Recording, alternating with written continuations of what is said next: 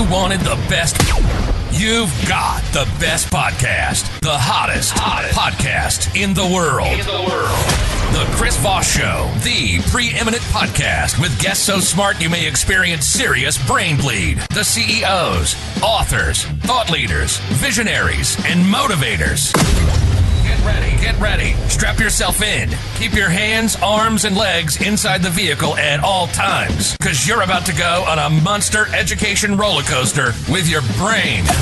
Now, here's your host, Chris Voss. Hi, Voss here from thechrisvossshow.com. There you go, ladies and gentlemen. There are things that makes it official. Welcome to the show. We certainly appreciate having you guys. As always, the Chris Voss Show is a family that loves you but doesn't judge you, at least not as harshly as your family does, because, they still haven't forgiven you for that time you went streaking during Thanksgiving dinner.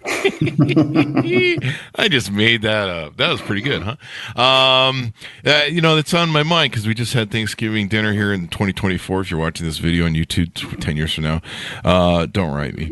And Christmas is coming up. What better time? Our sponsor, streaking.com. No, I'm just kidding. Don't Google that. If you want to really impress the family this Christmas. Anyway, we have an amazing young man on the show today. We're going to be talking about how to sleep better. How many of you people like this sleep thing? Are you into the sleep thing? Well, he's going to help you sleep better. And he said, and I told him he has to guarantee that we're all going to fall asleep listening to the show. No, that's already happening every day anyway. So because it's kind of boring, I don't tell any jokes. He's the author of the latest books. That's all kidding, people. Anyway, I need some more sleep too. Why can't I sleep well? 150 common sleep questions asked and answered by Andrew Colsky.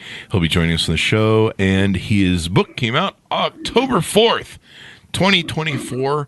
If you're a person like me who struggles to sleep, stop snorting the cocaine. That's probably a good idea. No, I'm just kidding. Don't do that, folks. It's bad. Anyway, jokes aside, Andrew is a distinguished attorney and licensed mental health clinician. He's an attorney too? What do you do? He sues sleep to get sleep? Is that how it works? Send a CND to the sleep department. Either let me sleep or I'm going to sue you. He's a licensed mental health clinician and is a pioneering force in the field of sleep science, behavioral therapy, and mental health advocacy. He's known widely as the sleep science guy.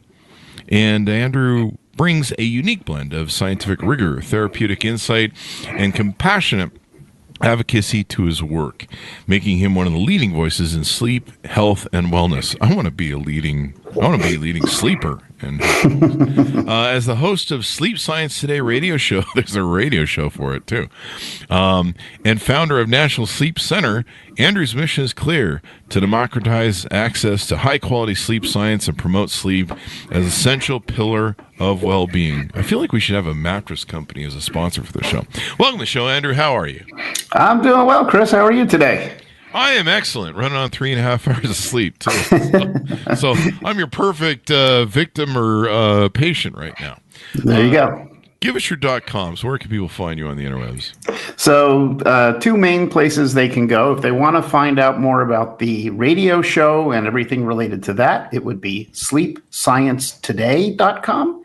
And if they want to learn more about the clinical practice, that would be nationalsleepcenter.com. So I would go to do I come to your clinical practice and take a nap and all that stuff and yada, yada, yada? We are a behavioral sleep medicine practice. So actually all of our work is telehealth because it allows us to get access to more people than just within a 5 or 10 mile radius of a particular location. And also, where do people have sleep problems? They have them at home. So we can talk to them while they're at their home about their sleep issues. There you go. And so give us a 30,000 overview. What's in your new book? Why Can't I Sleep Well? Yeah. So here's the deal. I'm sure that you and your audience and all have started to hear more in the media about sleep in general. And it's because the topic is so important, and based on new research that's continuing to go on, we're seeing how sleep impacts our mental health, our physical health, even potentially dementia and things like that. So people are really getting interested in sleep, but there's not a lot of good quality scientific based information out there. So my book is basically taking 150 of the most common questions, not only giving you the answers, but giving you all the scientific research behind it that supports the answers. Wow.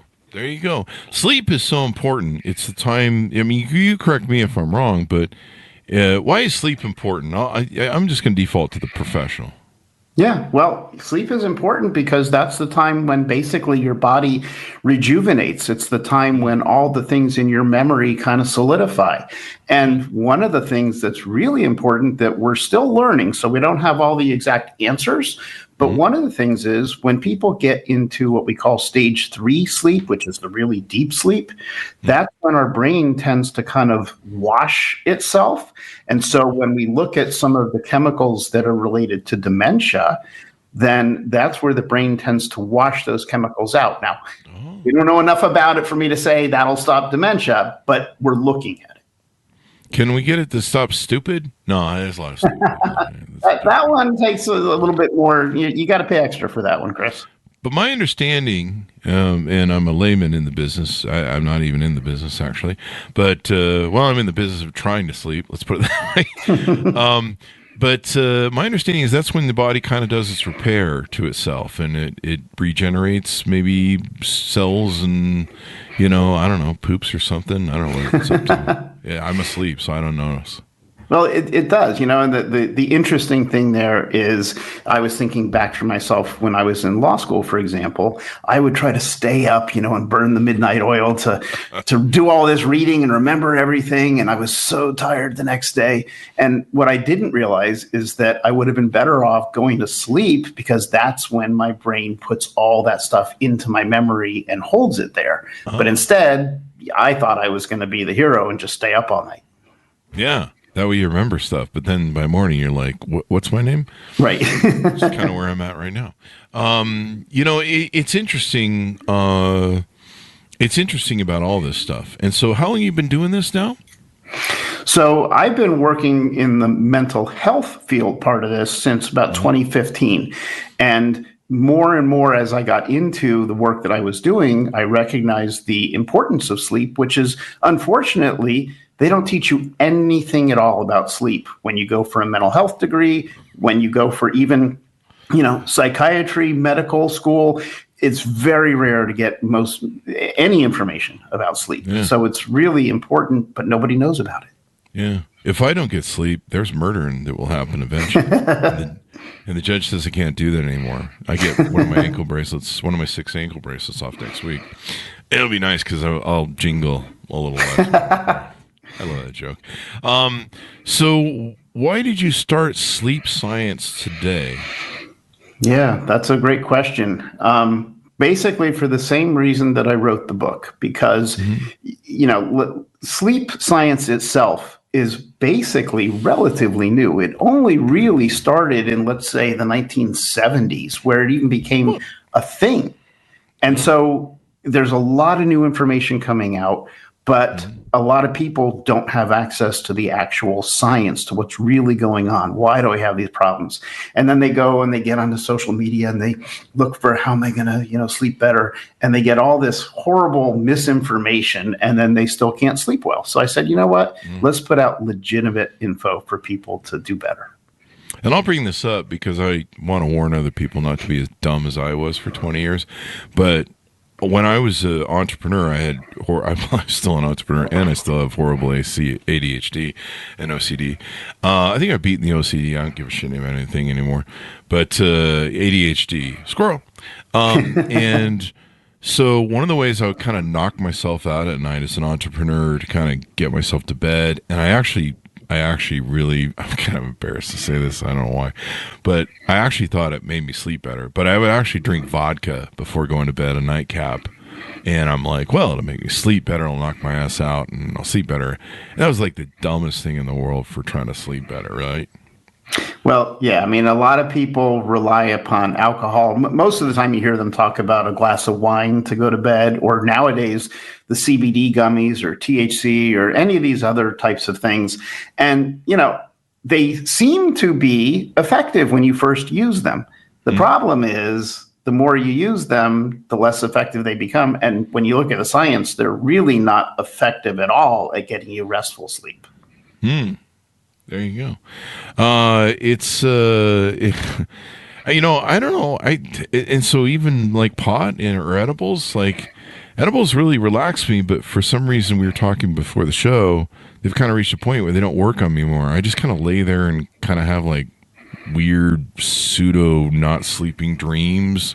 I kind of go to this weird place and that's I mean, you're hitting exactly the point, is that the more you use these things, the more you need, the less effective they become. And truly, when you're looking at the science behind it, they're not really effective in the beginning either.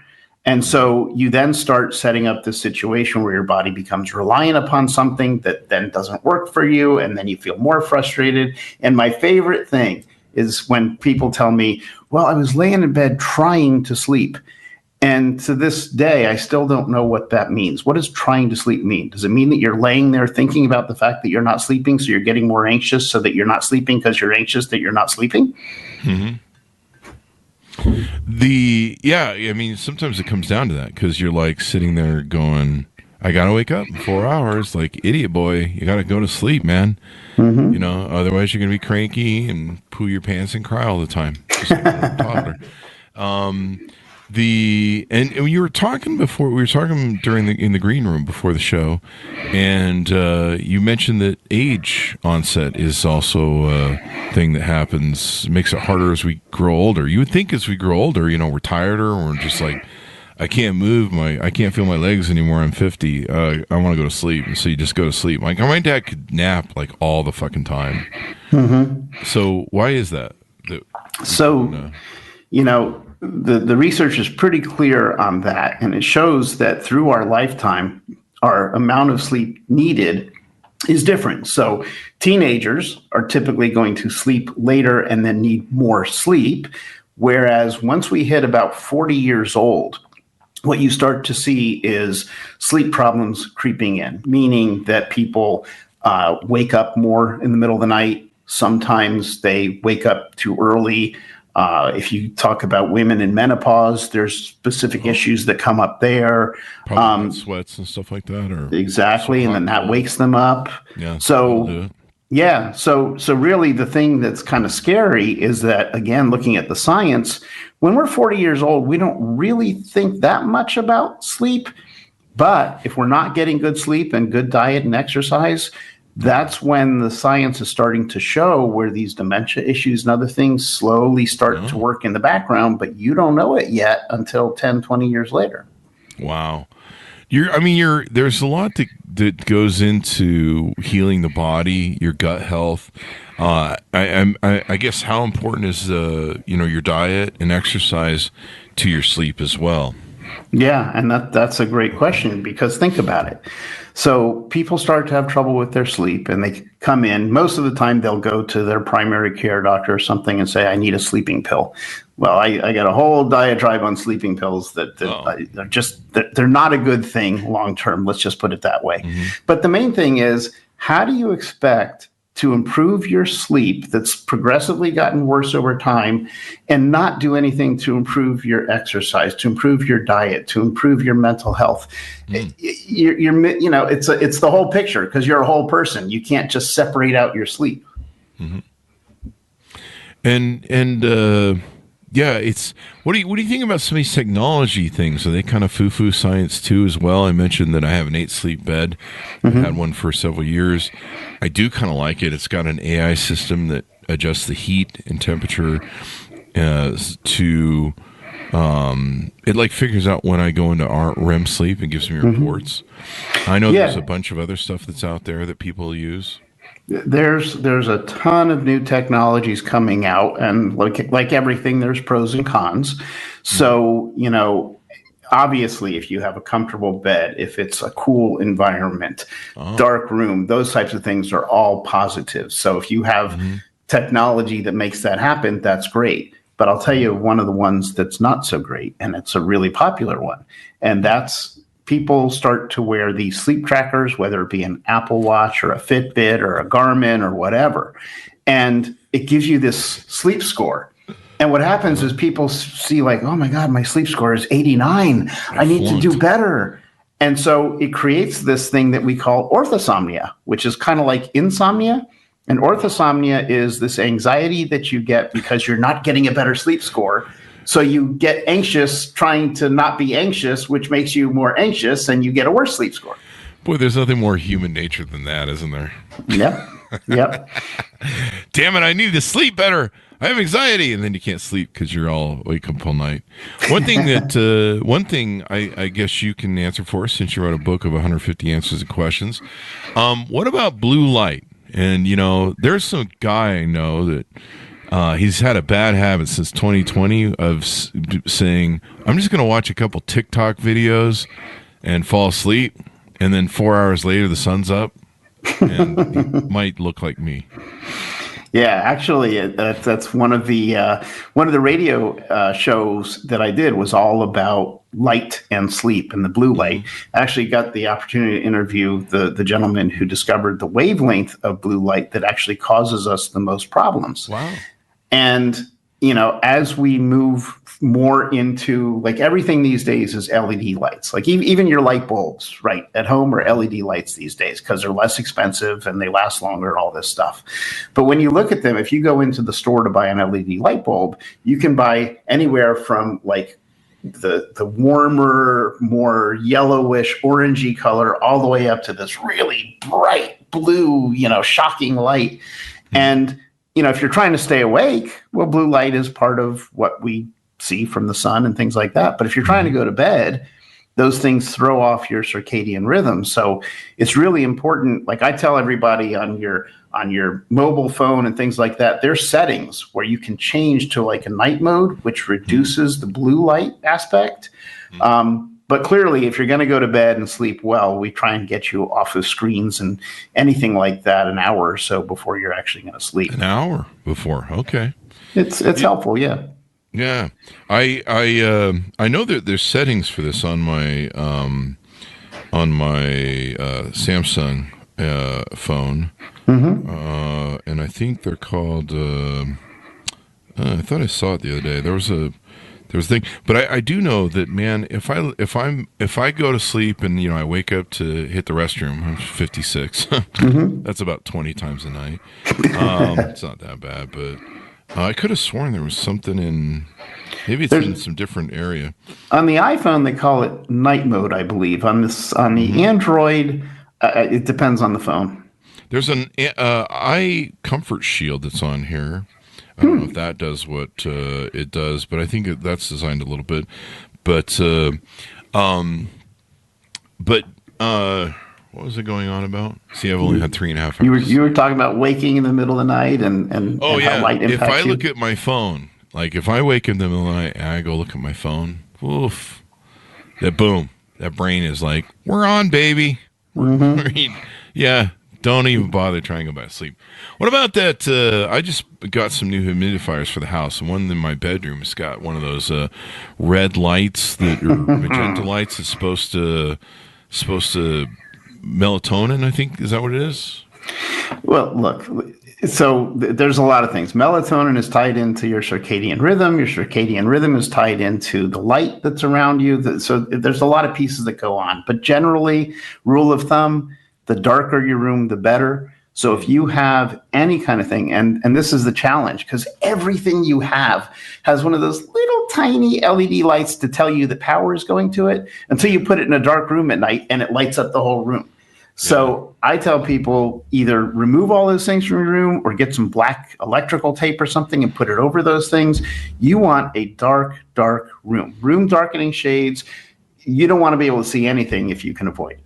You want soul-sucking darkness of space, basically. You do. Like, you want a black hole paint or something. I know there's a paint that they have that is like so black it absorbs so much light that like you can't even see it. That's what I need to paint my room. I've seen them paint cars and like I've seen them paint cars in like rooms. YouTubers have gone and paint rooms with it. Mm-hmm. You go in and you start losing perspective because there's no light. It eats light, basically.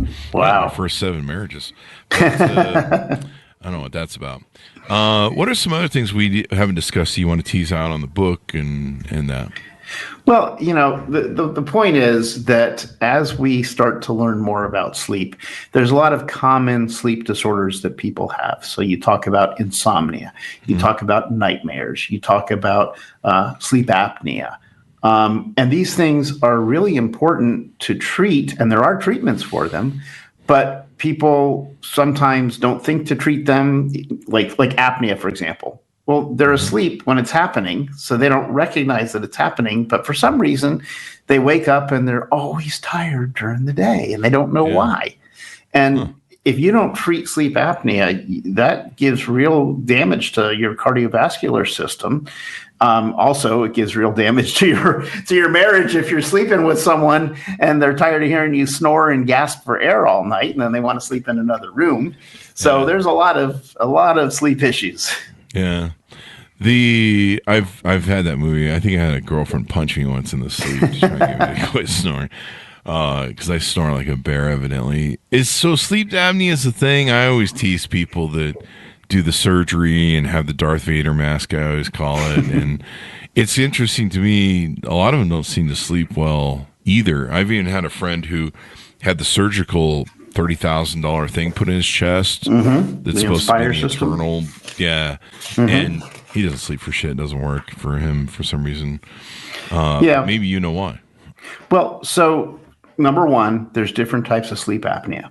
There's obstructive sleep apnea, which basically means that your airway kind of collapses when you're sleeping, so you can't get the air in. That's when I'm choking out my girlfriend now. Don't do that, folks. Right. that's when I'm choking someone to death because I'm sick of their bullshit. That's kind of what your body is doing to you. It's choking you. So that's your obstructive. Then there's central sleep apnea. My body's trying to kill me. Right. But central sleep apnea is more of a nervous, tied to the nerves and all. But basically, still, it means that you are having symptoms throughout the night where you stop breathing. And then your body finally recognizes, hey, I need air, and it goes, and you get this big gasp of air because your body's about to shut down if it doesn't get it. And then, of course, that can wake you up, maybe not fully wake you up, but you never get restful sleep because you never get into that stage 3 sleep, which is where you get your rest. And so the good news is these days, you talk about the CPAP machine, which is the machine next to your bed, and it's got a hose tied to your face and a mask and all that. A lot of people don't like that, and a lot of them don't use it. But there are other devices out there now. There's dental devices, which is basically something you put in your mouth and it kind of pulls your lower jaw forward, which helps to open the airway. That works for some people. Work? For some people, it does. Mostly for the less severe cases. We had a guy on the show that does that, and he indicated that I have TMJ or TMJ, and I've had it all my life. And he indicated that that's one of the problems with having TMJ or developing TMJ is you're grinding at night or you're doing something at night with your jaw and breathing, and so that it could help. And I just kind of went, well, that's an interesting story you got there. But that's only one of the other treatments. There's in some cases there's surgical treatments. In some cases, people opt for the Inspire, which is kind of like a little pacemaker that looking device. You've got new devices out that instead of pushing air into you, which is what a CPAP does, it actually it's in your mouth instead of over your nose and mouth, and it pulls air out of you, thus keeping the system open. So there's a lot of different technology coming out. We were talking about technology before, so there's how it's improving sleep.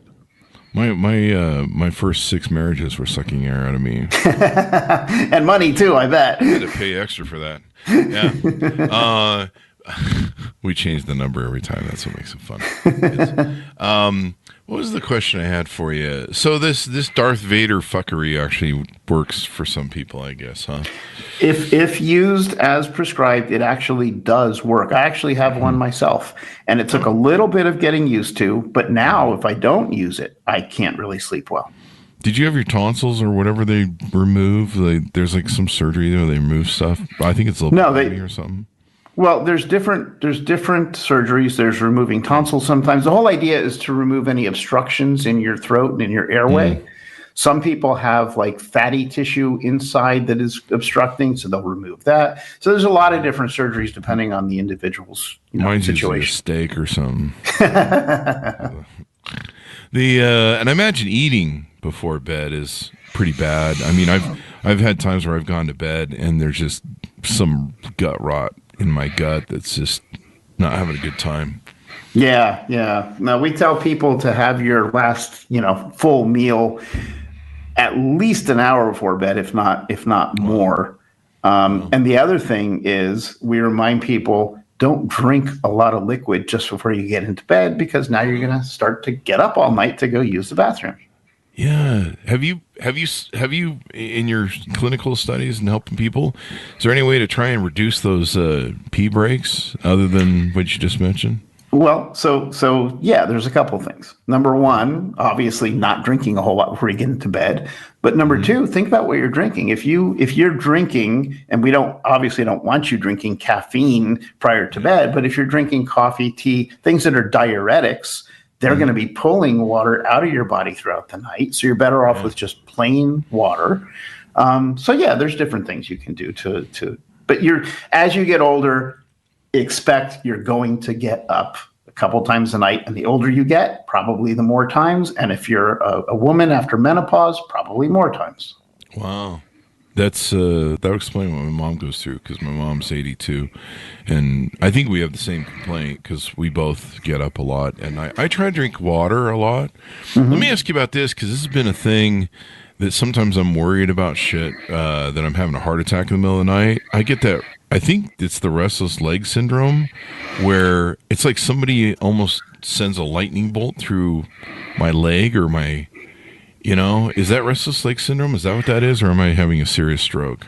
So there's a lot of things that can be going on there. One thing is called hypnic jerks. Another thing, we've got restless leg syndrome. We've got nocturnal panic attacks. We've got there's a lot of different things that have some similarities, but they're all different in certain ways too. Huh. I have this thing where, it feels like literally electric shock will go up my leg or something. And I'll almost leap out of freaking bed. And I'm wondering if I'm going into some sort of, do I need to call 911? It's not fun. Generally, no. That's probably just, a hypnic jerk or something like that, where your muscles, and your nerves are just sort of saying to you, hey, you're getting old and we're going to remind you about it. Oh, thanks. I needed more memos. I needed more memos. Can we just stick with the birthday thing? Send me a card, please, Mr. Legs. So let's talk about some of the things that you guys do, I guess, at your clinic. Is that correct? Yeah. So, I think this is something that's important for your audience to understand. There are sleep doctors, meaning medical doctors that have sleep clinics. And then there's behavioral sleep medicine, which is more from the mental health side. So what's the difference? The difference is medical doctors will run like a sleep clinic where they'll have a sleep study. You go in overnight and they hook all these wires and machines to you, and they study you and determine what's going on. Medical doctors will prescribe the sleeping pills and the medications that are only supposed to be used short term in almost all cases, but people tend to use for a very long time to their detriment, in my personal opinion. When you get to the mental health side, there's a lot of treatments. It's called like insomnia is a big issue that people will come with. And there's the gold standard treatment, according to all the science and all the research, is called CBTI, cognitive behavioral therapy for insomnia. And it's a very specific process you go through to take a person who's having trouble falling asleep, staying asleep, or waking too early, and they're up throughout the night and their sleep is all fragmented. And it brings it back together where they get a solid night of restful sleep over a period of a couple of weeks. We kind of get them retrained, and it's amazing to see it when it works. Now, it works about 75% of the time, not 100% of the time. So that's one thing. You get people with nightmares that wake them up, and it's just this recurring thing that's just scaring them and waking them up. So we've got a treatment for nightmares. Wow. There's a lot of different sleep treatments that are available that don't require medications and are more effective than the medications, according to the science. There you go. Sounds like my first 5 marriages and lots of nightmares. I don't know why. This is the callback joke of the show. Please, just run with it. Yeah, that's really interesting. What do you feel about melatonin? There's this, I try and take that before bed. I mean, that sounds like it sounds like from what you've referred to, a lot of these so-called, drugs or enhancements or stuff. They might be good for short term, but for long term, your body kind of probably adjusts to them and says, "Yeah, whatever." Yeah. So, melatonin is a great question because a lot of people, rely on it. So let me tell you about melatonin.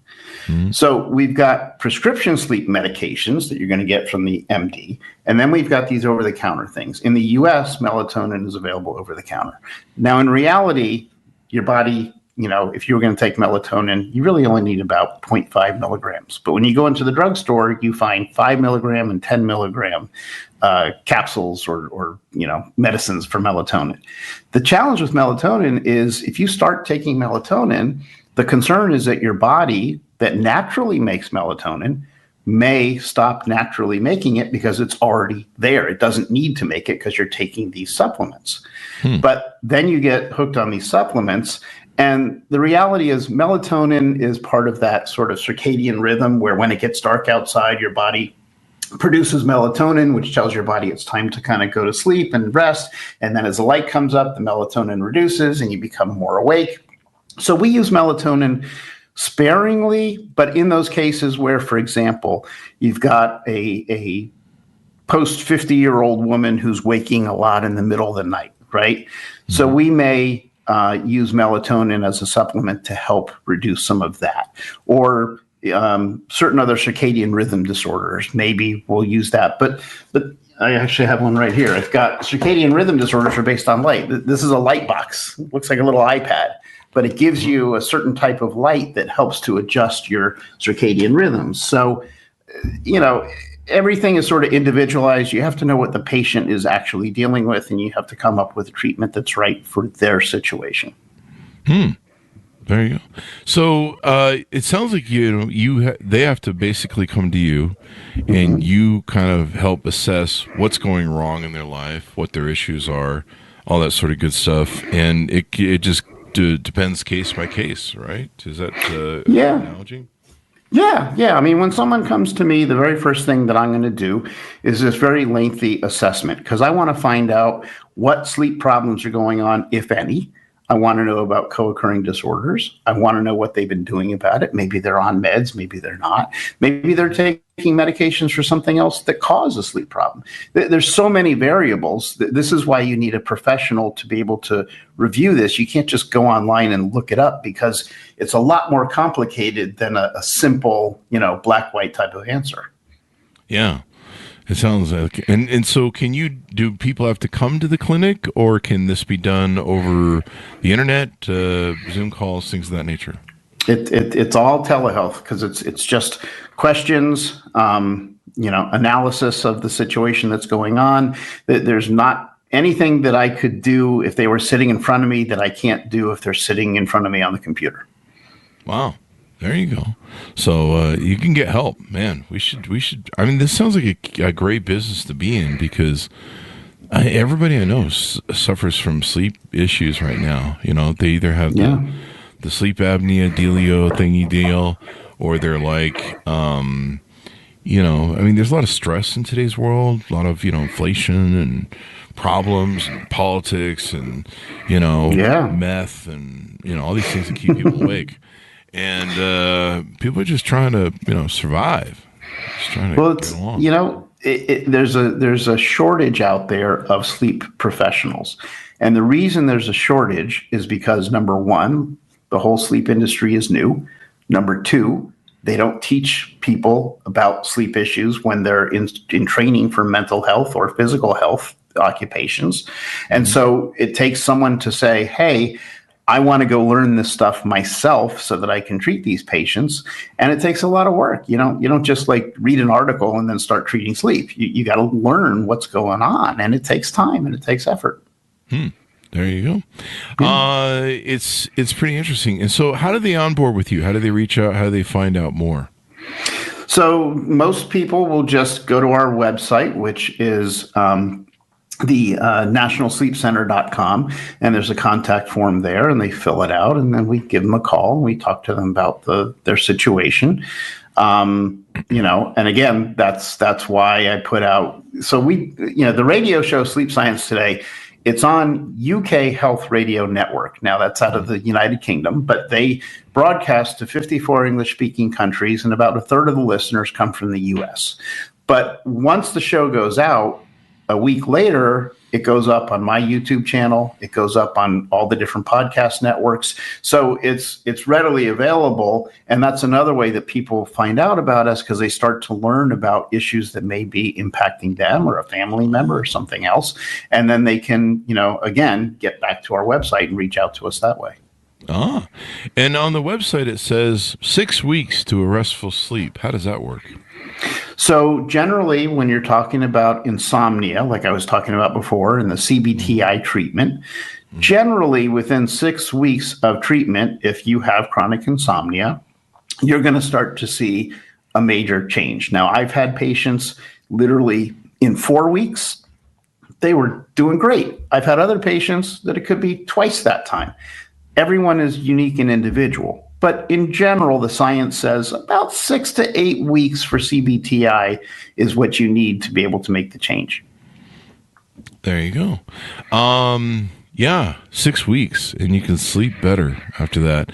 What is the, I guess as long as we're here, what is the optimum time for sleep? Is it 7 hours, 8 hours, or 24 hours? So, fantastic question. Everybody hears, you need 8 hours of sleep, 8 hours of sleep, 8 hours of sleep. Yeah. Well, the reality is, like we were talking about before, number one, depending on your age, there's going to be different amounts of sleep you need. Like we said, teenagers. Women too. You mentioned menopausal women have more issues, right? Yeah. Well, really, obviously, little babies they sleep a whole lot more, right? And then teenagers tend to have a lot of sleep need. And then as you get older, why do we have things like the Blue Plate special and all those things? Because as we get older, we tend to go to bed earlier and wake earlier, but we also tend to sleep less, or we get up in the night more often. So it changes throughout our lives. And then on top of that, everybody's system is different. So there's 6 hour sleepers, and there's 9 hour sleepers. Really? And neither one is right or wrong. It depends on your particular system. So people can get away with that, huh? I think I heard about a certain politician who would sleep 4 hours a day, or he claimed to sleep only 4 hours a night, but I know he has an Adderall problem. Can you survive on 4 hours of sleep? Anybody? If someone comes to me and they tell me, I haven't slept in nights, or I only sleep 4 hours a night, immediately my thought is that's just not possible. What's happening is you may think you're only sleeping 4 hours and you're not aware of it, or you may be sleeping 4 hours, but then throughout the day you're catching micro naps or other things. I've had plenty of patients who come to me and they tell me that, I only slept, I didn't sleep at all, the last 3 nights or whatever. And then we dig into it. It's like, I remember when I'm saying you have to be sleeping somewhere, because your body won't function. You will die if you're not sleeping, but your body's not going to let you die, so it's going to sleep. And then he says, it is funny. Sometimes I'll sit down on the couch to watch a TV show, and I remember the show starting, and next thing I know, the ending credits are rolling. Well, because you were napping. That's where you're getting your sleep. So yes, you're going to get the sleep, just like your body's going to breathe, and you can hold your breath and try to hold it as long as you can. But at some point, your body's going to breathe regardless, right? Same thing with sleep. You're going to sleep. You may not get restful, consistent sleep, but you're going to get sleep somehow. Hopefully not when you're behind the wheel of the car. That happens too. Definitely. That I actually blinked and fell asleep for a quick second this Sunday night. I was at a light and I was coming home from an event, and for some reason I was having trouble staying awake. I think I was running on 4 hours of sleep, and this has never happened to me. I don't think I've ever blinked driving a car in, I don't know, 20 years or something. Maybe when I was young or something. I think I did fall asleep when I was traveling one time, and that was kind of crazy, but I was really young.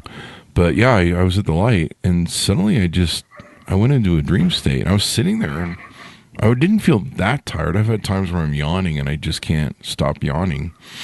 Or I'll be nodding, and I'll kind of jerk my head to try and stay awake. And then finally I just pull over and get a 5-hour energy or something. But I thought I was doing okay, and then I just blanked at the light.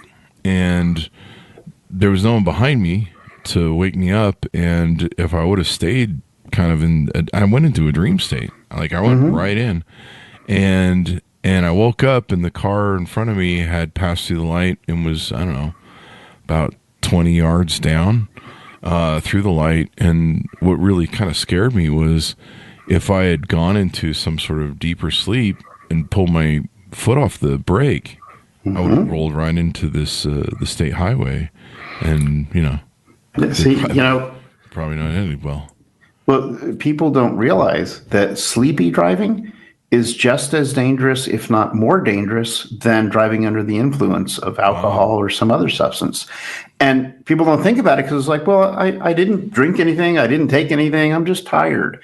Well, but then you get these micro sleeps. And just like you said, you end up not stopping at a light or rolling into an intersection, or, all sorts of things happen. And sleepy driving is something that we're not totally aware of because it doesn't get as much press as drunk driving does, but it's pretty much just as dangerous.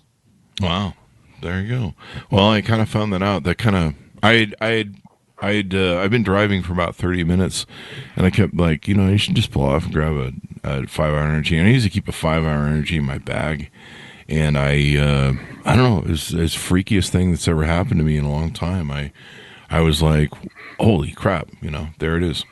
So I'm going to be a little more watching for that. But yeah, I've been struggling with sleep for lately. I go in periods. Like sometimes I'm just doing 8 hours of sleep and I'm doing fine, and I'll keep a schedule. And then sometimes I go on this weird sort of vampire-ish thing where I don't have a wife and kids, and I lived in Vegas for a long time. And in Vegas, you almost live like a vampire at night because you go, you go grocery shopping at 10 p.m. because number one, you can, and number two, it's hot as fuck during the days. Yeah. Everybody's out at night trying to be cool and get shit done. And so I've had those things, and I don't know. But this book is going to be definitely paramount. I've got it on my Amazon cart right now, and I think everyone should check it out, and then, of course, reach out to you. And I notice you have a free consultation on your website as well. Is that correct? Yeah. People can call us, and we'll talk to them and do, like a 15-minute consultation with them and try and get a sense of what's going on and tell them whether it's something we can help them with or not. And, the good news is, like I said, number one, a lot of people don't recognize the sleep problems that they can have. And number two, they don't know that there's help that's available for a lot of the sleep problems. There you go. Yeah, and you've answered so many questions. Like, you are the source of everything. I try to read a lot and learn a lot. I'm going to referring I know the guy who knows everything about sleep. I wouldn't say that. He's the sleep god. Well, I'm glad I've had the best professors, I'll tell you that. I really have learned a lot. There you go. Well, I'm trying to learn a lot, mainly just for sleep. But you're right about the lights in the room. So the new humidifier puts off a light. It's got a screen. There was a lot of times where I used to wonder what this weird blue light was across the room from me, And I couldn't figure out what was going on. I'd wake up in the middle of the night. I'm like, are there aliens in the room? And it was like this little tiny light on one of those special plugs. It was designed to have a USB port on it that you plug into your normal plug. It had a little tiny light. And I never really noticed it, but I would wake up looking at it going, what's going on? Is this the anal probe time? Is P. Diddy here? Where's the baby go? That's another reason I don't sleep well, is I'm always worried about him sneaking up on me. Well, that one we don't have a cure for, but the little lights we do, because the Justice Department took care of that cure.